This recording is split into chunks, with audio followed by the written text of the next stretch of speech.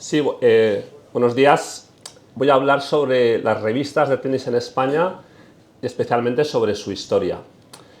En total se editaron 11 revistas. En la primera foto podéis ver estas 11 revistas. La primera es la que está en el ángulo inferior derecho, que es la revista Tenis. Y le sucedieron en el tiempo las que están en la parte izquierda: Tenis Golf, Tenis Español e Intertenis.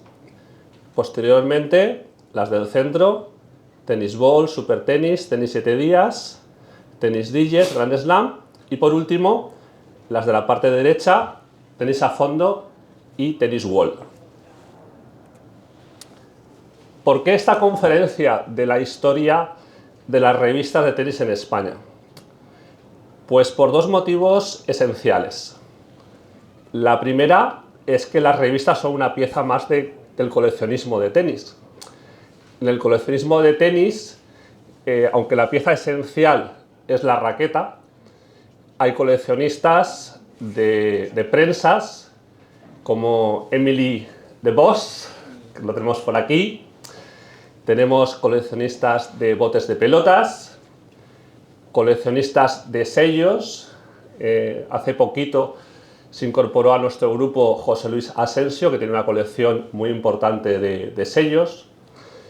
Hay coleccionismo incluso de palas de pádel. Hay algún hereje por aquí. Hay algún hereje. Algún ser alejado de la ortodoxia tenística. Y que lo tenemos por ahí al final, a Fernando Luis Ramiro. Bueno, en fin, que es una pieza más del coleccionismo, el coleccionismo de revistas de tenis.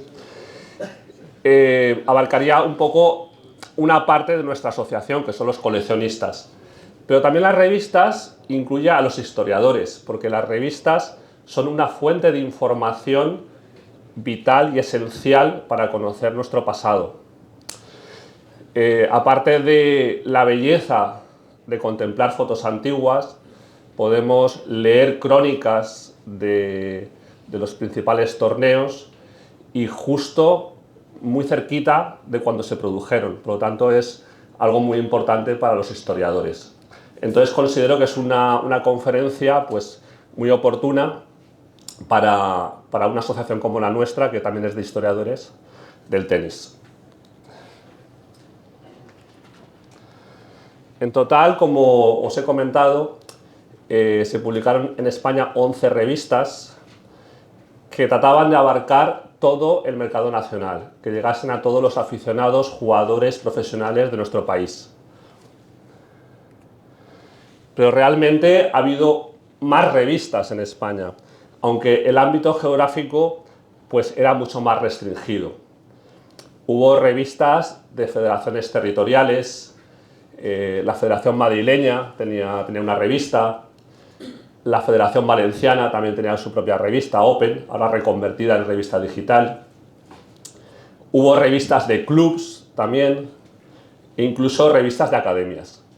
Pero nosotros nos vamos a centrar en lo que es las revistas de carácter nacional, es decir, que buscaban llegar a todos los rincones de nuestro país.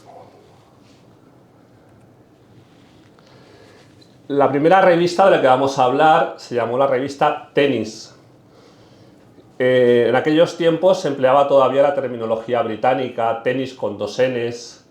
De hecho, el deporte no era deporte, era sport.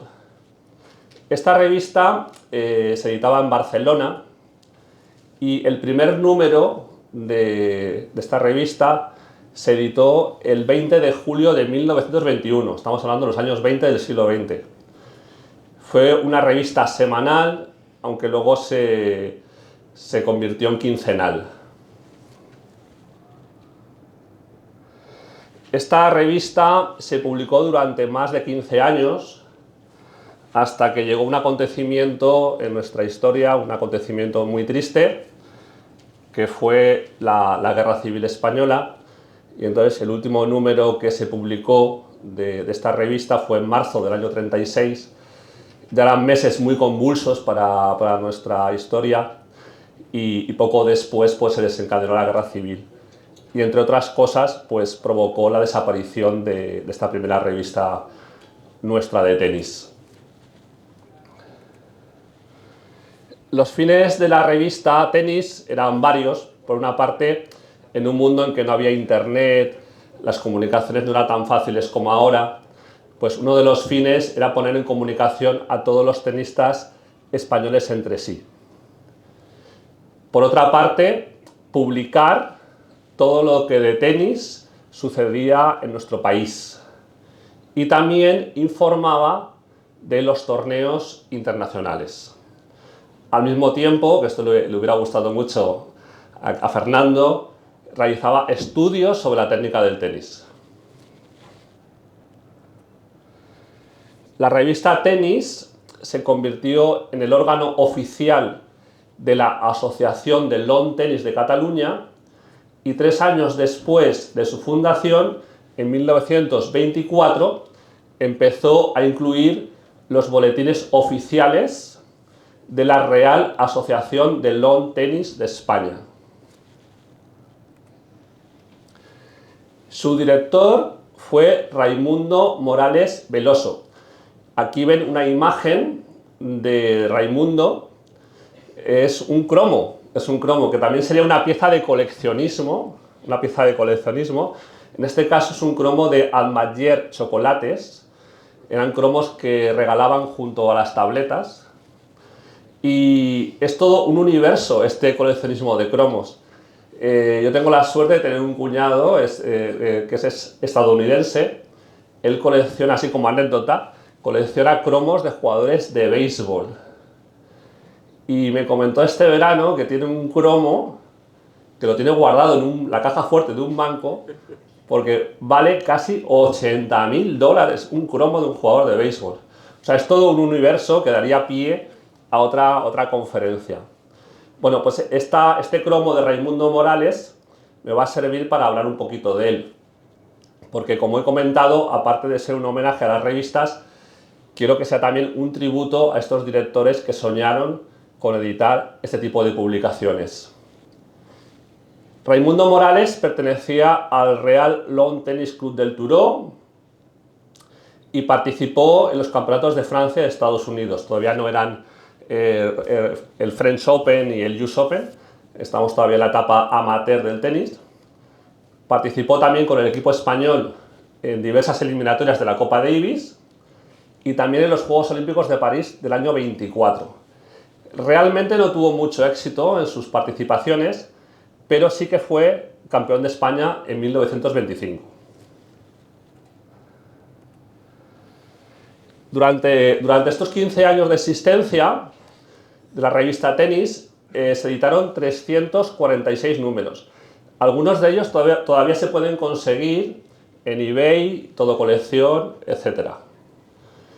Y realmente es una revista que no llegó al gran público, porque en aquel tiempo pues el tenis era seguido, practicado, jugado por las clases acomodadas de la sociedad española. Realmente otros deportes como el fútbol llegaban a las capas más populares y aunque se editaron 346 números, pues realmente no tuvo una gran tirada.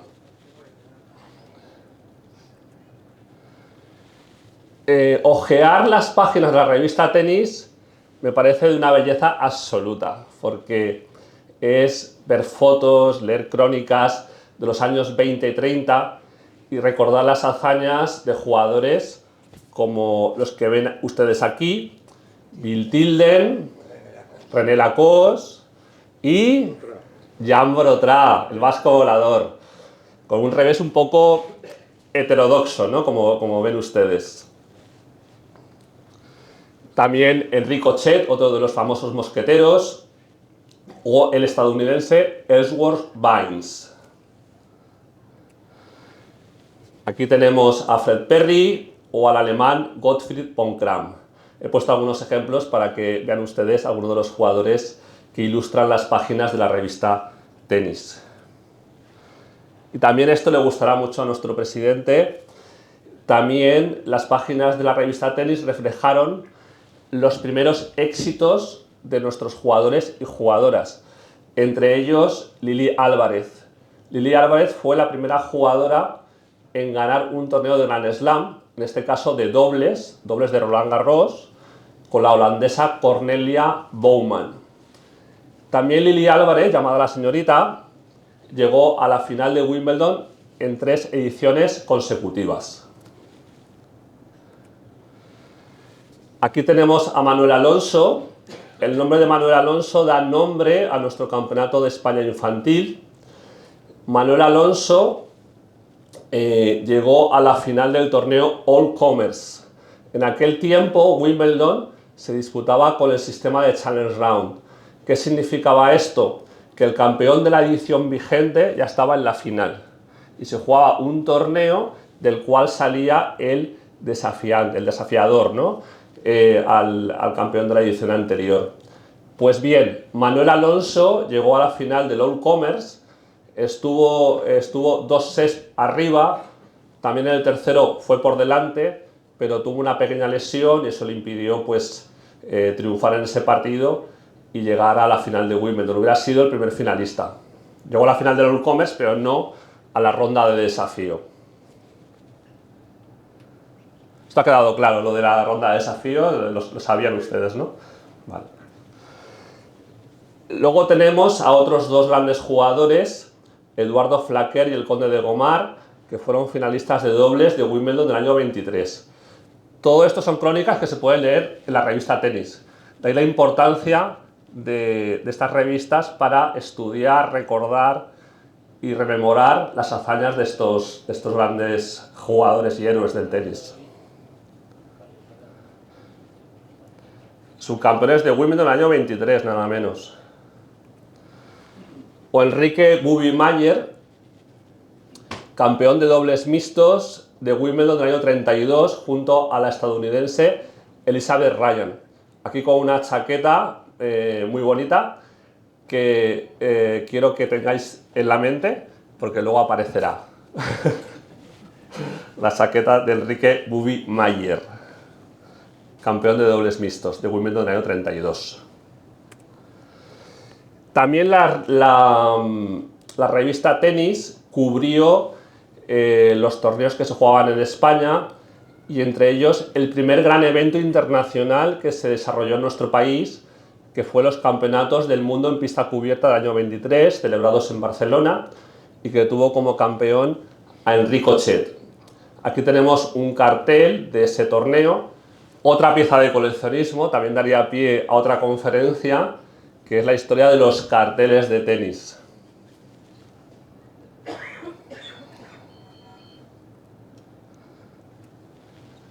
Vale, pues pasamos a la segunda revista.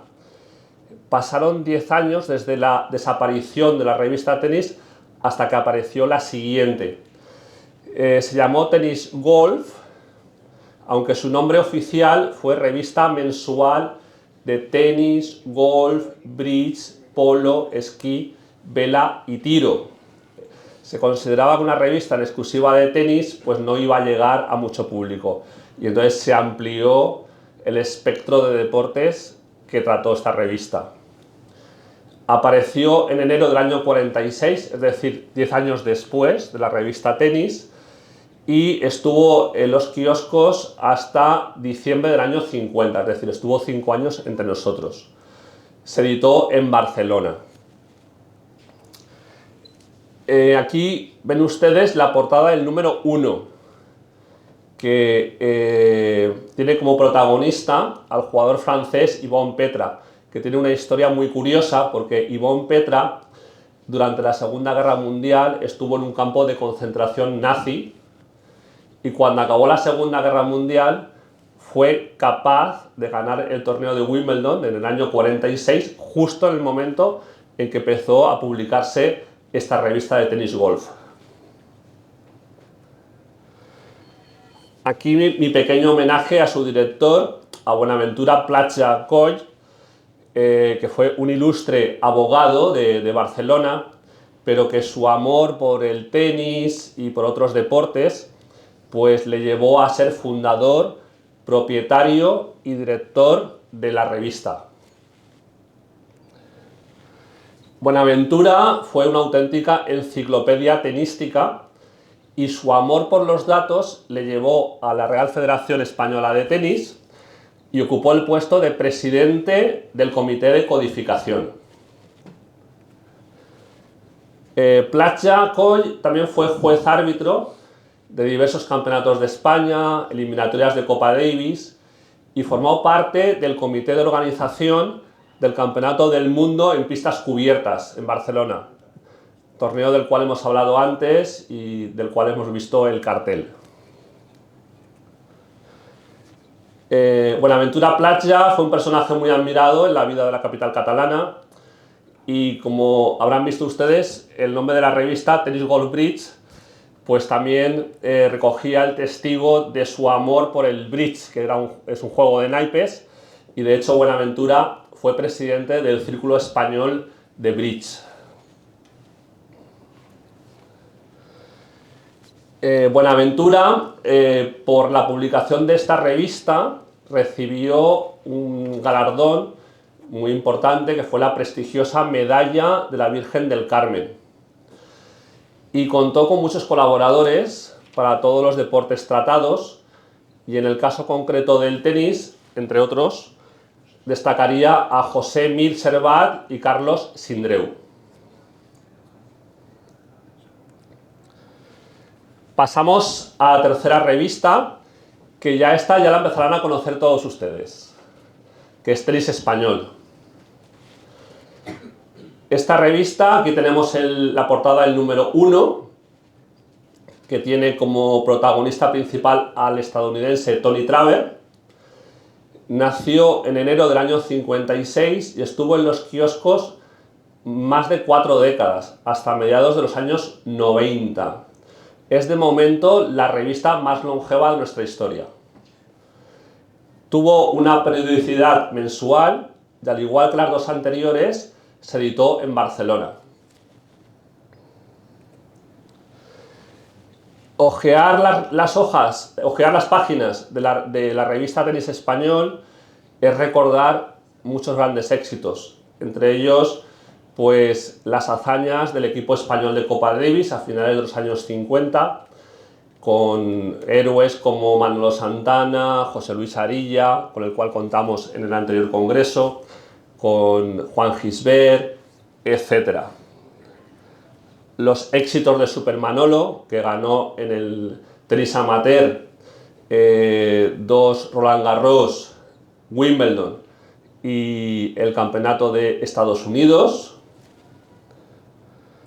Más tarde, las páginas de Tenis Español también recogieron el triunfo de Andrés Gimeno. Andrés Gimeno fue un jugador que pasó la mayor parte de su trayectoria deportiva en el mundo profesional, pero cuando se abrió el tenis a los pros, cuando se inició la era Open, pues Andrés Gimeno fue capaz de conquistar el torneo de Roland Garros del año 72 con 34 años de edad, que era una edad pues bastante longeva para la época. Ahora es una cosa muy normal, pero en esos tiempos no lo era tanto.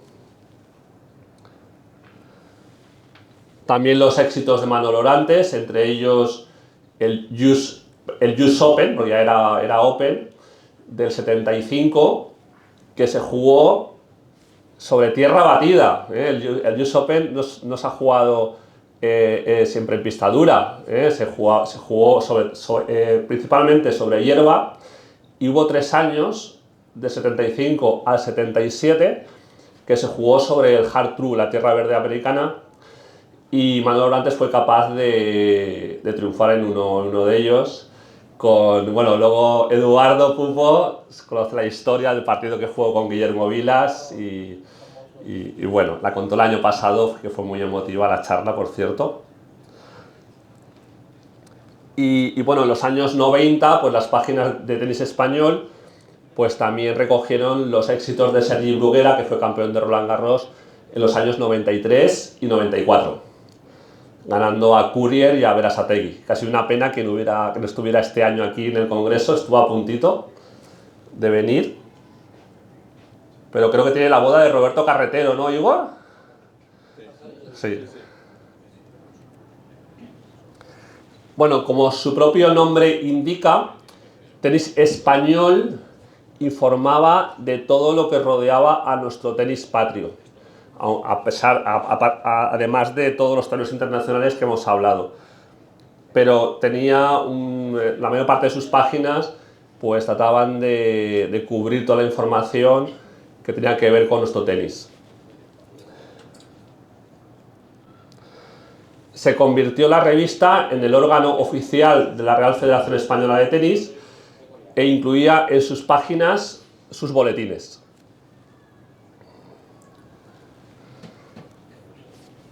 La revista fue fundada por dos hermanos gemelos, por Antonio y Guillermo Pérez de Olaguer. Antonio fue el primer director del año 56 en que se fundó la revista hasta el año 69. Le sucedió su hermano Guillermo del año 60 al 79. Ambos hermanos gemelos, además de ser directores de la revista Tenis Español, tenían una empresa gráfica que se llamaba Acpo-Graf. Acpo es un acrónimo de las letras siguientes: A de Antonio, G de Guillermo, P de Pérez y O de Olaguer. Y esta empresa gráfica editaba todo el material oficial de la Real Federación Española de Tenis, licencias, reglamentos, memorias, etc. El tercer director y último, que cubrió la etapa del año 80 hasta la defunción de la revista, fue José María Ducamp. José María Ducamp fue un periodista muy afamado de Barcelona. Fue un especialista no solamente en tenis, sino en fútbol. Fue el redactor de la revista del Fútbol Club Barcelona, La Voz del Club. Trabajó también en Mundo Deportivo, en el periódico de Cataluña, y fue el último director de la revista Tenis Español.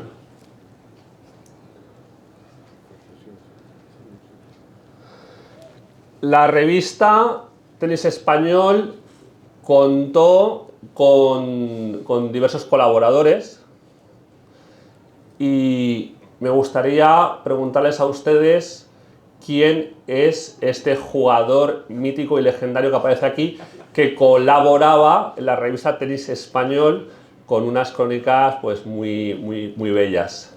¿Alguien sabría decirme quién es? A ver, ¿alguien por ahí? Igor del Busto, correcto, George, correcto. Aquí tenemos a Igor con Iván Lendl. Luego contaré la anécdota de esta foto, que es muy graciosa. También tenemos a Igor con Jennifer Capriati, con una gorra auténticamente vintage. Y aquí tenemos a Igor con dos números 1 de la ATP, Jim Courier. Y por otra parte, haciéndole una broma, haciéndole la aureola de Santa a Mónica Seles, número 1 de la agüita. En aquellos tiempos, Igor estaba trabajando en la Nick Bollettieri Tennis Academy en Florida, Estados Unidos. Y bueno, estas fotos son de esa época. Una foto más reciente de Igor con Rafa Nadal. Y antes hablaba de la raqueta de Enrique Bubimayer. Pues aquí tienen a Igor con la chaqueta muy parecida a la de Enrique Bubimayer, desde la terraza de su casa, en la cual estuvimos ayer, y con su habitual porte aristocrático, y por el cual yo le llamo Sir Igor del Busto. Este ha sido mi pequeño homenaje a nuestro presidente, una persona entrañable a la cual yo admiro mucho, y le quiero dar las gracias no solamente por ser como es, sino por todo lo que hace por nosotros. Así que me gustaría, pues ha sido mi pequeño homenaje, mi tributo, me gustaría un fuerte aplauso para Igor, por favor.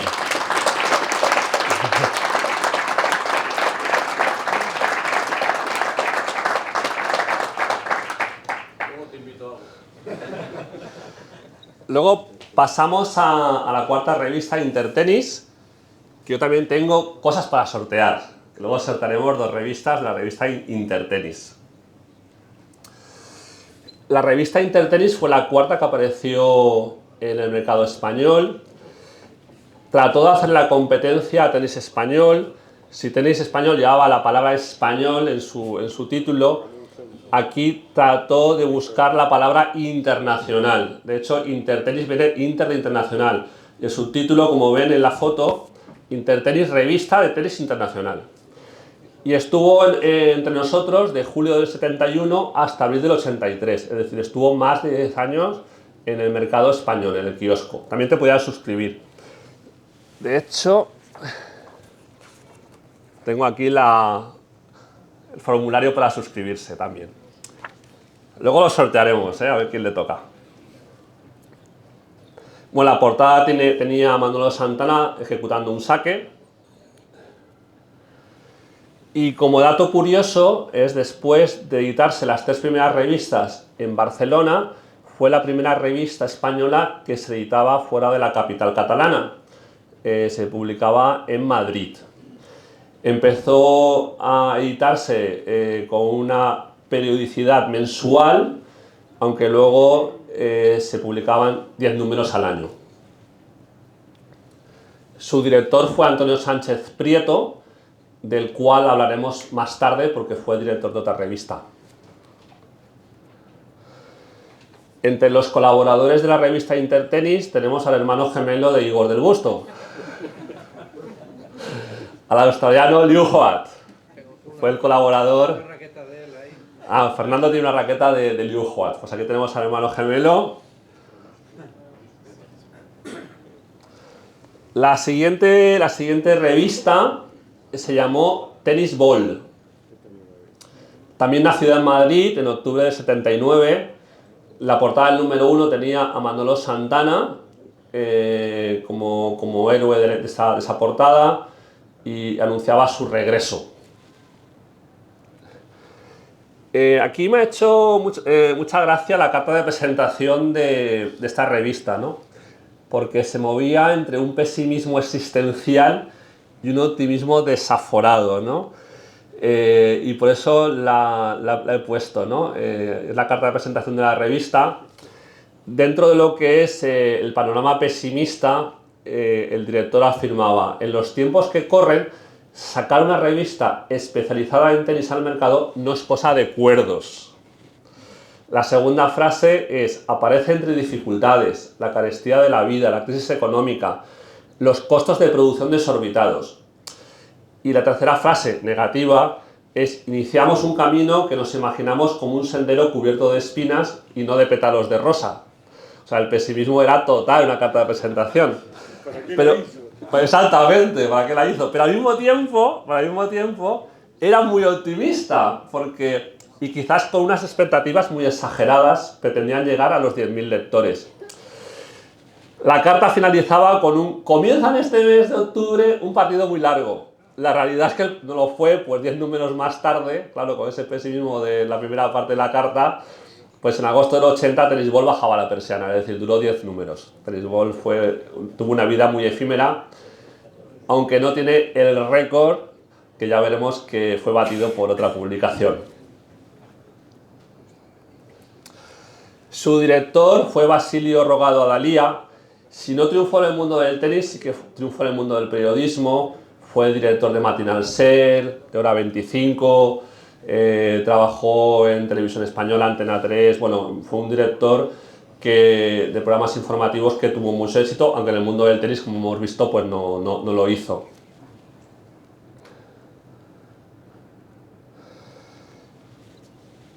Aparte, él siguió publicando revistas después de Tennis Ball.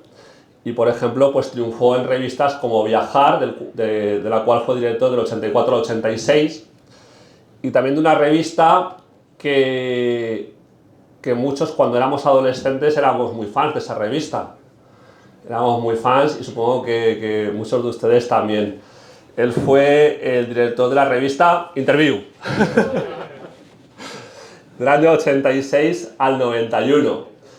Y como le gustaba tocar todos los palos, pues también fue el director de la revista 10 Minutos, de la Prensa Rosa, del 91 al 94. Es decir, que si bien no triunfó con el mundo las revistas del mundo del tenis, sí que lo hizo con otro tipo de revistas. Pasamos a la revista Super Tenis. Super Tenis. Volvió a editarse una nueva revista en Barcelona. Después de 2 revistas en Madrid, esta empezó a publicarse en Barcelona con una periodicidad mensual.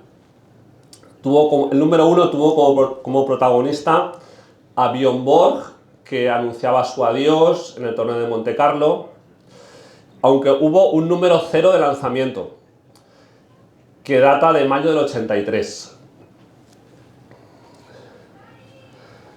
Su director fue una persona... bueno, el primer director fue Ramón Sánchez, primer director que estuvo en el cargo 1 año. Y le sucedió el coordinador general de la revista, que estuvo los siguientes años.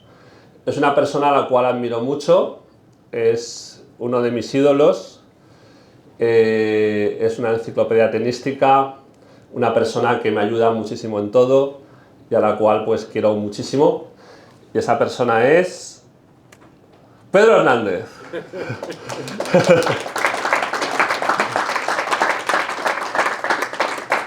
De Pedro hablaré más tarde, largo y tendido, porque publicó otra revista de la cual hablaremos después. De ahí me extenderé un poco más sobre la figura de Pedro. La revista Super Tenis tenía unas portadas hermosísimas, gran diversidad de secciones, guía médica, nutrición, golpes maestros, cada mes un club. Esto en los años 80, para mí fue una revista avanzada a su época. Y uno de los grandes éxitos de Pedro es que se rodeó de un gran equipo de colaboradores, y entre ellos Ángel Orte, Pablo del Río, Luis Bruguera, Manolo Santana, mi paisana Fátima Dicenta o Manuel Rico, entre otros muchos. Super Tenis existió casi 10 años y se publicaron 88 números de la revista. Desapareció en enero del 93.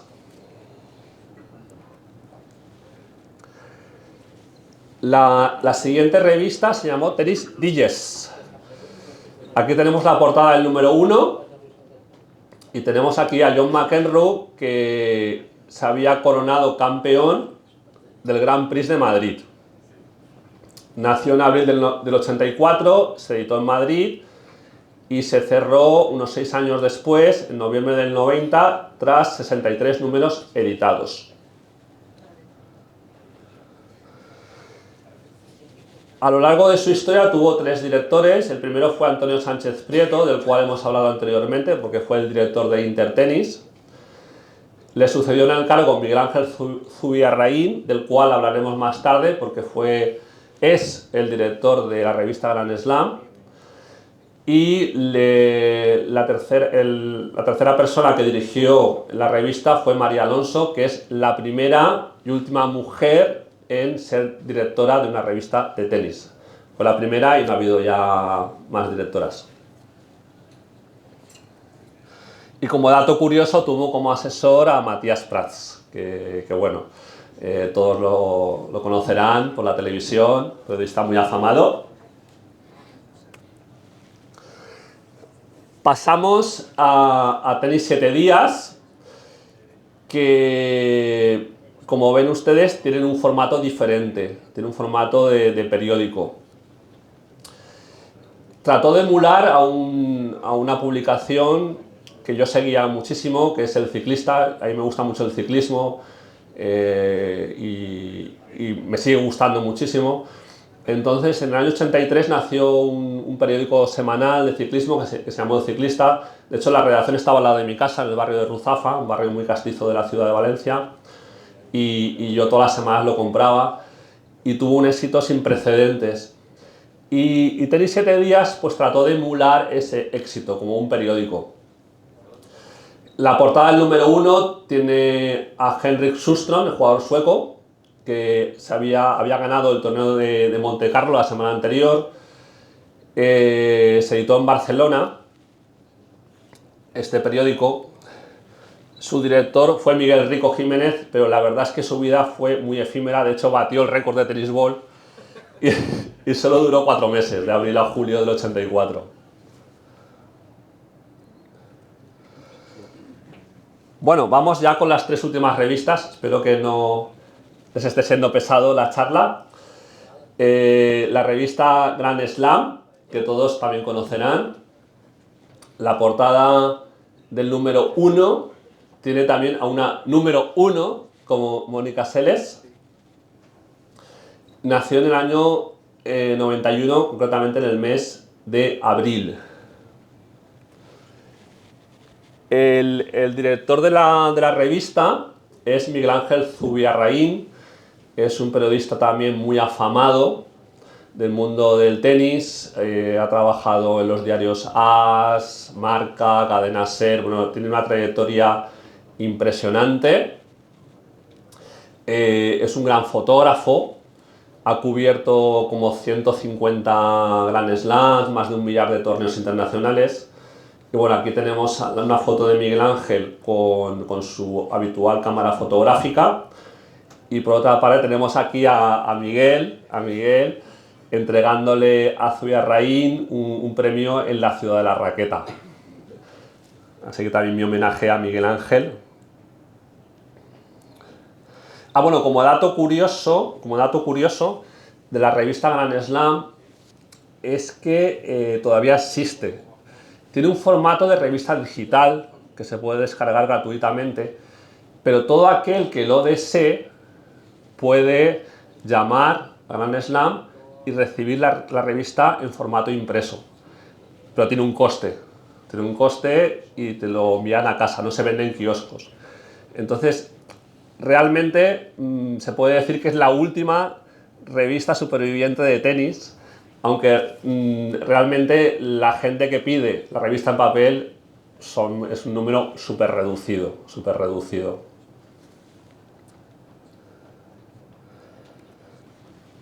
Pasamos a la penúltima revista de tenis publicada en España, Tenis a Fondo. El director, que ahora hablaré de él, muy romántico de la historia del tenis, volvió a colocar la palabra tenis con 2 Ns. Fue un lanzamiento de Sport Press Ibérica, una editorial temática que estaba bajo el paraguas de Motor Press Ibérica. Surgió en mayo del 99 y su vida se prolongó más de 10 años, hasta octubre de 2000. Aquí hay una errata, hasta 2009. Estuvo más de 10 años entre nosotros. La portada del número 1 pues tenía también a un número 1, que fue nuestro primer número 1 del tenis español en el ATP Tour, que fue Carlos Moyá. Luego le sucedieron, como saben ustedes, Juan Carlos Ferrero, Rafa Nadal y Carlos Alcaraz. El director fue Pedro Hernández, y del cual voy a hablar un poquito más de él.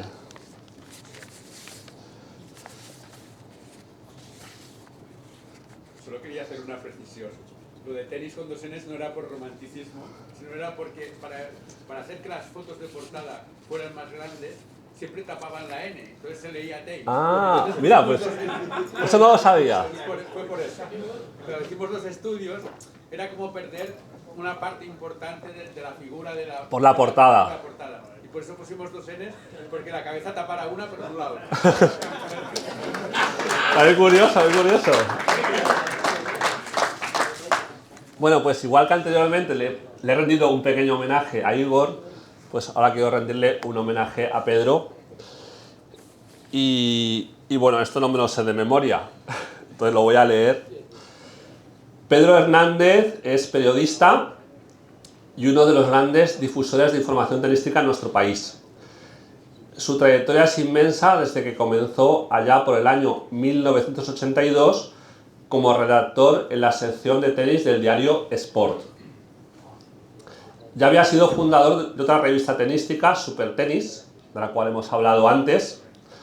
Además, a lo largo de su exitosa vida periodística, Hernández ha sido comentarista de tenis en Televisión Española, Teledeporte y la cadena SER. Colaborador o redactor en periódicos como Marca, El País y El Observador. Responsable de comunicación de la Real Federación Española de Tenis. Miembro del Comité de Prensa de la Federación Internacional de Tenis. Director de comunicación del Trofeo Conde de Godó. Miembro fundador de la Asociación Internacional de Escritores de Tenis. Director de tenis profesional de la Real Federación Española de Tenis. Responsable de los equipos de Copa Davis, Fed Cup y Juegos Olímpicos y de las relaciones deportivas con el Consejo Superior de Deportes y el Comité Olímpico Español. Y responsable del archivo histórico del Real Club de Tenis Barcelona 1899. En la actualidad es el director de Tenis Museum de la Federación Catalana de Tenis y miembro de la Asociación de Coleccionistas e Historiadores del Tenis de España. Un fuerte aplauso para Pedro, por favor.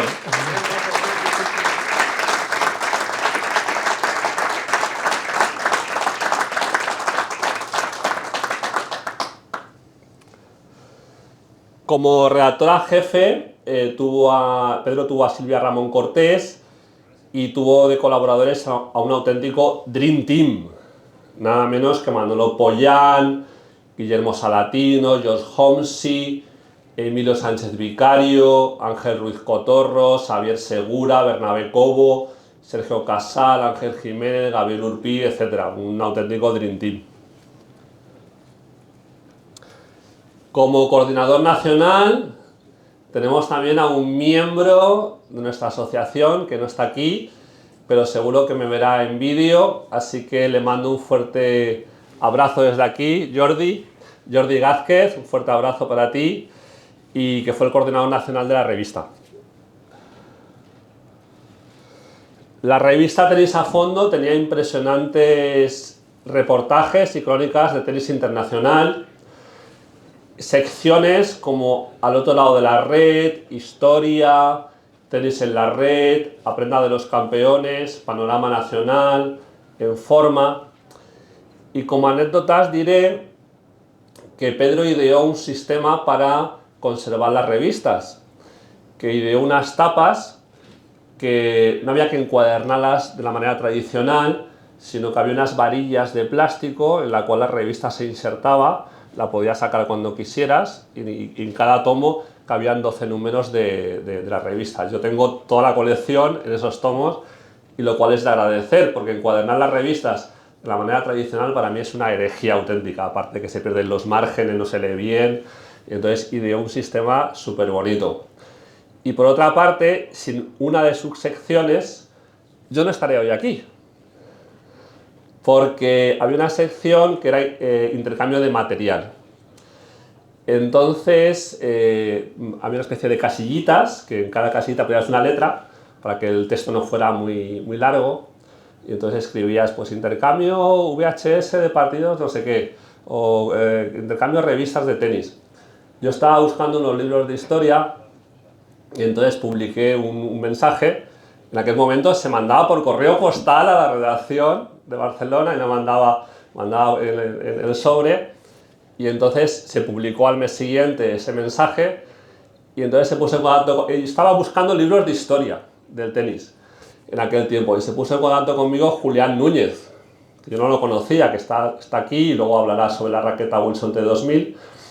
Entonces vino a mi club, el club mío en ese momento era Peñasol, nos conocimos, hicimos una amistad y hasta ahora, pero fue él realmente el que me introdujo el gusanillo del coleccionismo de las raquetas, y bueno, a partir de ahí pues yo seguí coleccionando y he llegado hasta aquí, pero quizás sin esa sección de intercambio de material de la revista Tenis a Fondo no estaría hoy aquí yo, o sea, lo que es la vida, ¿no?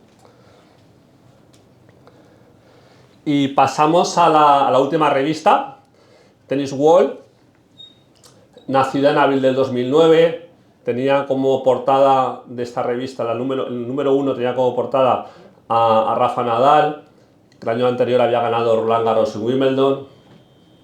En enero de ese año 2009 había ganado el Open de Australia.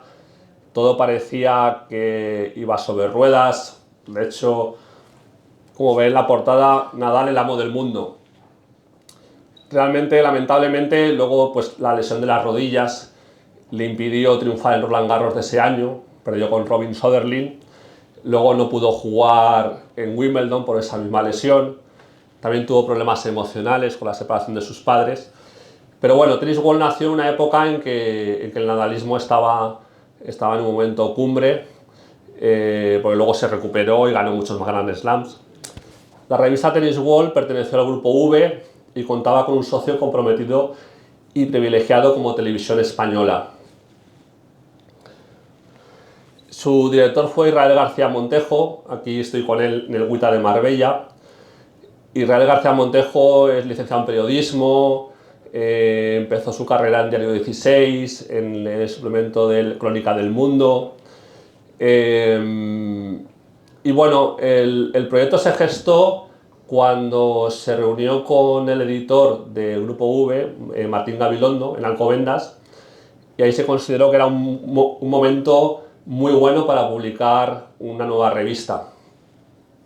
En ese momento Israel era el director del área de deportes, publicaba revistas como Futbolista o la revista oficial de la NBA. Y bueno, pues estuvo como 5 años la revista entre nosotros. Tuvo varias secciones como Jugador del Mes, Leyendas, Área Clubs. Mi villano favorito, que cerraba la revista, que era una página muy divertida.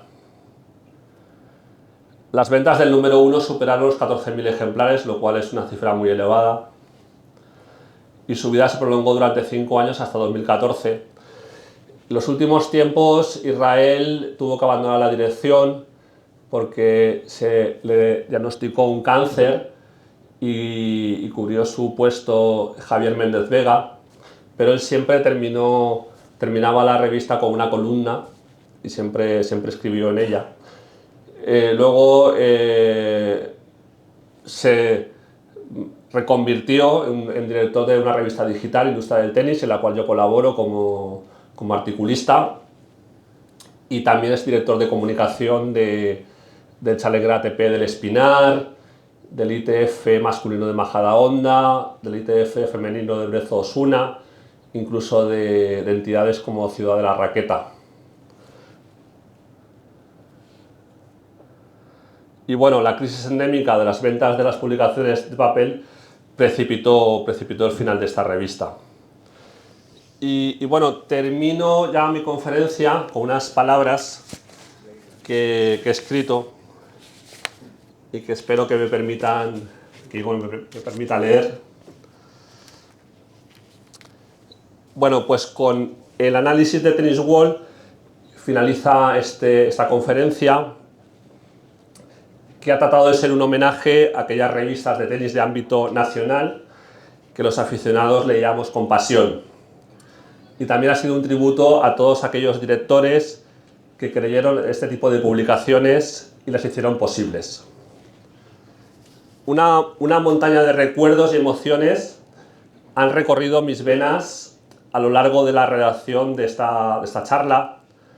Momentos de mi niñez en que mi padre me compraba ejemplares de Tenis Español e Intertenis, cuando de adolescente acudía a los kioscos a comprar Supertenis y Tenis Digest, o cuando ya de adulto adquiría o me suscribía a Grand Slam, Tenis a Fondo y Tennis World.